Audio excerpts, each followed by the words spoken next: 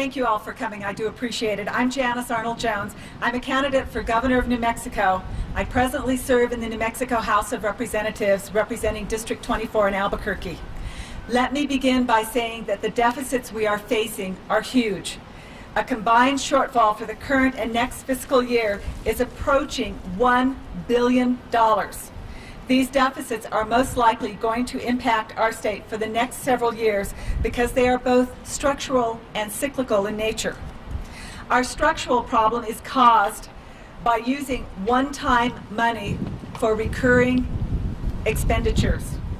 Our cyclical problems stem from the changes in the general economy, such as reduced gross receipts taxes, less money for regular citizens to spend, reductions in oil and gas receipts, reduced personal and corporate income taxes, and rising unemployment because businesses are closing, sometimes forever.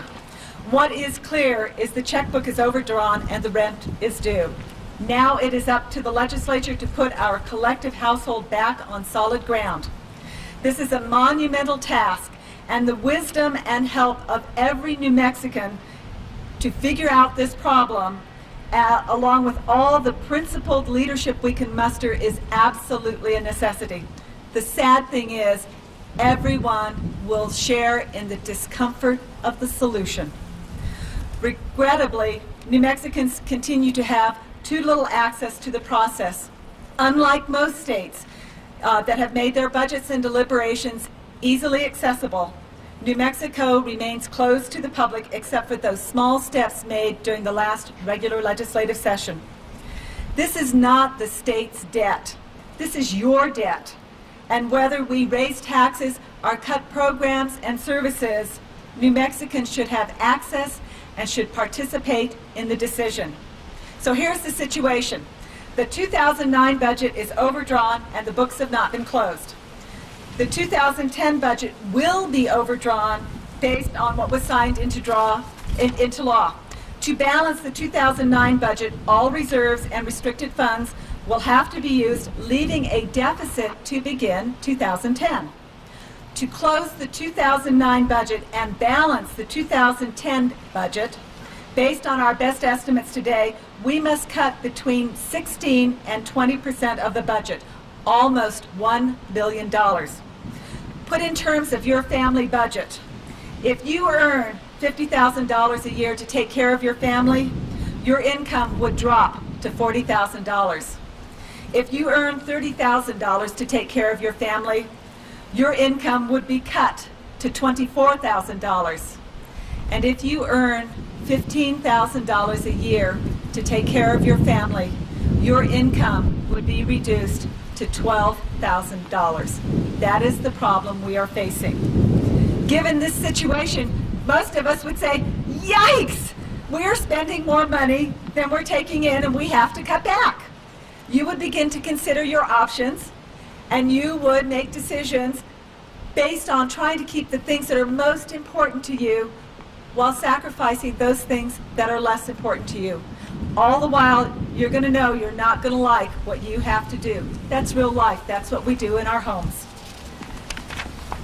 Current estimates show that the administration overspent the 2009 budget by more than $200 million. This violates a constitutional mandate to balance the budget in New Mexico. As of today, the administration has not closed the books on 2009, so we are actually unsure of our financial condition today. This is not much different, however, than your spouse overspending. When the other spouse finally figures out what has happened, your relationship, your children, your home, your credit score are all at risk. The problem is clear. Spending must be controlled. Every household in New Mexico knows what it means when you are not making enough money. You have to cut spending. You have to cut your expenditures to make it work.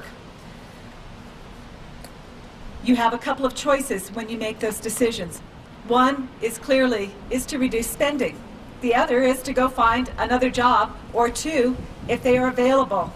The last and least desirable is to live off of your credit cards, kicking the problem down the road, oftentimes ending in bankruptcy court. Most of us find a way to cut spending. The 2010 budget as signed into law, anticipates revenues of about $5.6 billion. The revenue estimate today, that's the money coming in, is hovering at about $4.9 billion. Every household understands when less money is coming in, there can be fewer expenditures. When the money declines, you have to cut.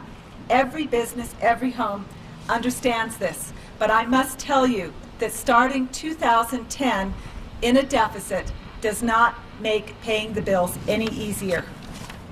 There's also talk of using federal stimulus dollars to help balance our budget. That's a bit like receiving a really nice gift from your Aunt Susie to pay your heating bill. The problem is you have a heating bill next month, next year, and Aunt Susie may not write you another check next year. It's a one-time gift. Our state budget must have some baselines, just like a household or business budget. At your home, you set aside money to pay your rent, your utility bills, and for money for food and gas. These are the basics. Government cannot exist as a democracy if we forget or ignore the basics. I'm running for governor to emphasize and implement better ways to control spending and to improve the well-being of all New Mexicans. We must budget recurring expenses, not using one-time dollars, but recurring dollars. It's a fundamental. It is a fundamental. We must use quality improvement methodologies to improve worker productivity and processes. We must transform our education system into one that works for the 21st century by eliminating burdensome regulations, expanding the use of technology and distance learning to meet the academic needs of our students, and to match curriculum to the world that they will live in. We must foster a regulatory environment that attracts capital and commerce, so the investment and transformation we make in education for our children is paid off by jobs in our private sector. And last, we must transform economic development efforts to engage and expand small businesses throughout the state of New Mexico. And while we are making these transformative changes, we must also provide for individuals in need of developmental disability waivers. We must preserve public and school employee pension funds. We must provide for public safety, and we must provide for infrastructure that serves a majority of New Mexicans. We're all in this together. Everything has to be on the table, and anyone who tells you that something is sacred isn't telling you the truth. This is a huge problem. What we need is every New Mexican to be at the table to help us solve this budget shortfall. I will continue my quest for open government because the people have a right to know.